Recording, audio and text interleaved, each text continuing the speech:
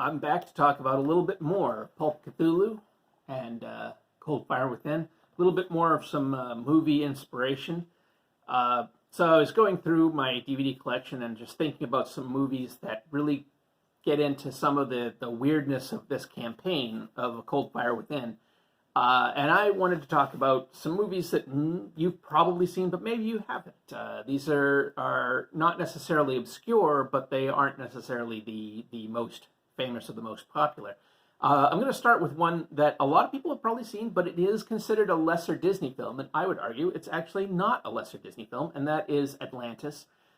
Atlantis is a lot of fun. It's a fun watch. It's got a good voice cast. They do a really good job of capturing the pulp adventure stories. They get back into some of the Jules Verne kind of stuff.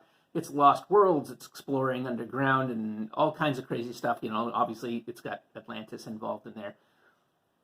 It came out at a time where, Disney animated films, it was musical or it was nothing. Everything had to be musicals with talking animals and all of that sort of thing, or worse, gargoyles. This kind of bucked the trend, and I think because of that suffered. It really didn't end up doing all that well. But this has been a favorite of mine since I first saw it. I really enjoy this movie, and the characters, especially the crazy crew of misfits that gets involved in this adventure, I think they're perfect for Pulp Cthulhu characters. They're absolutely the right kind of characters for that. Everything from gadgeteers to the adventures. It's great stuff. So Disney's Atlantis, worth checking out if it's one of those Disney films that you did miss, which apparently people did because nobody went to see it in the theater. Check that one out. Now, this is a double header here, but I'm not really talking about War Gods of the Deep. Now, I'm not saying don't see it. It's not really very good, even though it's got Mr. Vincent Price in it.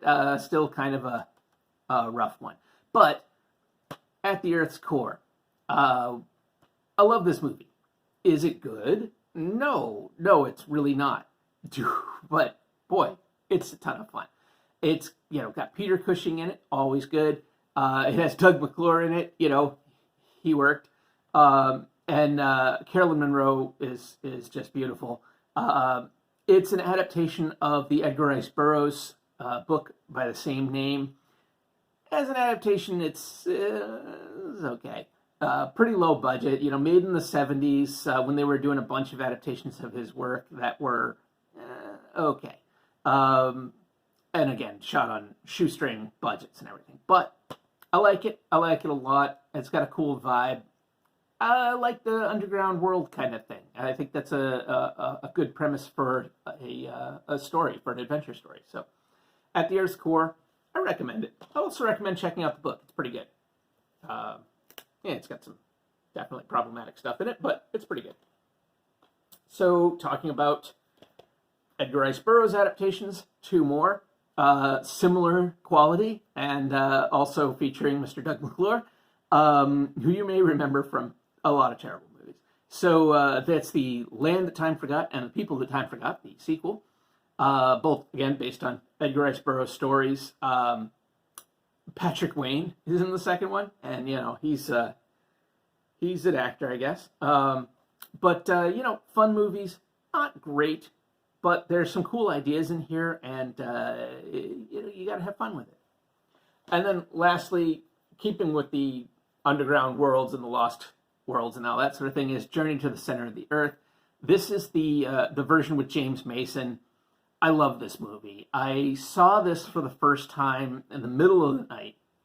I watched it on an old VHS tape that I borrowed from my dad, and it was like 2 or 3 movies, and this happened to be on at the end of the tape for whatever reason.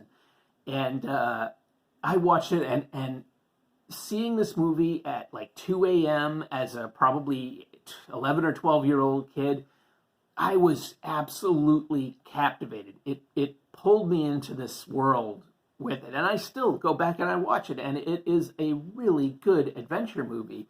When they go into stuff like the salt caves and all of that stuff, it's great, and it's so strange and alien. It's wonderful.